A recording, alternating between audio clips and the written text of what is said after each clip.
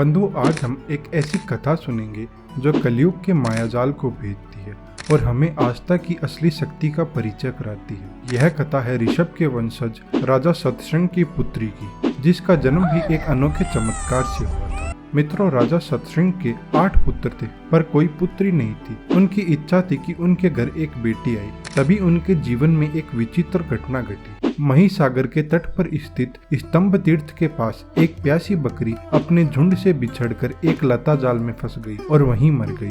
इस घटना में एक अद्भुत संयोग छिपा था। बकरी का सिर लता जाल में ही रह गया, लेकिन उसका धड़ टूटकर महिसागर और समुद्र के संगम में गिर गया, जहाँ सभी तीर्थों का वास है। वह दिन शनि अमावस्या की थी। इस महायोग और पवित्र जल के स्पर्श से उस बकरी का शरीर पाप मुक्त हो गया। उस पुण्य का फल यह हुआ कि वही बकरी सिंहल देश के राजा सतशृंग की पुत्री के रूप में जन्म लेती है। लेकिन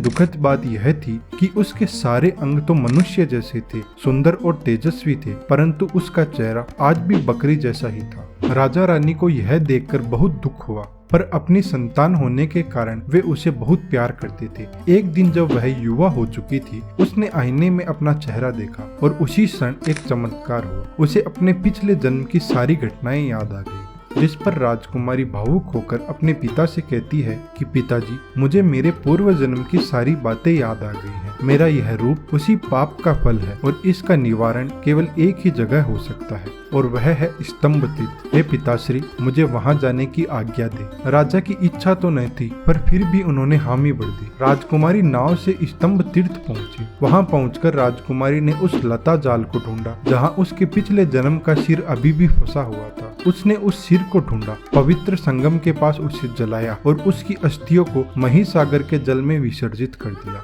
और जैसे ही अस्थियां जल में मिली, उसका चेहरा चंद्रमा की तरह सुंदर और तेजस्वी हो गया। उसकी सुंदरता ऐसी थी कि देवता, दानव और मनुष्य सभी उससे विवाह करना चाहते थे। लेकिन राजकुमारी ने अपने आप को प्रभु की सेवा में समर्पित करने का निश्चित किया। उसने वहीं पर कठोर तपस्या शुरू की और कई वर्ष बीत जाने पर भगवान शिव वहां प्रकट होते हैं और कहते हैं कि हे पुत्री, मैं तुम्हारी तपस्या से बहुत प्रसन्न हूँ, मांगो, क्या वर मांगती हो। जिस पर राजकुमारी ने श्रद्धा पूर्वक कहा, हे देवादिदेव, यदि आप मुझ पे प्रसन्न हैं, तो इस पवित्र तीर्थ में हमेशा के लिए निवास करें, ताकि सभी को आपका आशीर्वाद मिल सके। भगवान शिव मुस्कुराते हैं और एवमस्तु कहते हैं। बंधुओं, भगवान शिव ने उसकी प्रार्थना स्वीकार कर ली और फिर राजकुमारी ने वहीं पर भगवान शिव का एक शिवलिंग स्थापित किया, जिसे वक्रनेश्वर नाम दिया गया। इस अद्भुत घटना की खबर सुनकर पाताल लोक से नागराज स्वस्तिक भी वक्रनेश्वर के दर्शन करने आए। जिस जगह उन्होंने पृथ्वी को भेदकर ऊपर आने का प्रयास किया, वहां एक स्वस्तिक कूप बन गया। गंगा ने उस कूप को अपने जल से भर दिया और वह भी एक पवित्र तीर्थ बन गया। भगवान शिव ने वक्रनेश्वर और स्वस्तिक कूप को यह वरदान दिया कि जो कोई भी इस तीर्थ में श्रद्धा से स्नान करेगा और वक्रनेश्वर की पूजा करेगा, उसके सारे मनोरथ सिद्ध होंगे। इसके बाद राजकुमारी अपने देश लौट गई और लौटकर अपने पिता को सारी कहानी बताई। राजा और सभी लोग आश्चर्यचकित हो गए। उन्होंने इस महान तीर्थ की यात्रा की, स्नान किया, दान पुण्य किया और फिर वापस लौटकर उस अद्भुत स्थान की महिमा का गुणगान किया।